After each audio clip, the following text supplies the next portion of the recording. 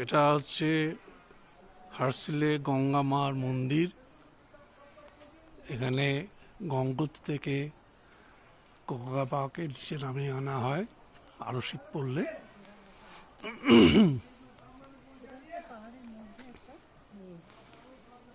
উপরে মুখুয়া গাঁও।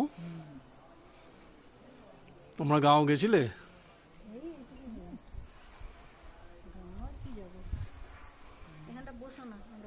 জল আছে দেখেছি। এগুলো সব বরফ পড়বে।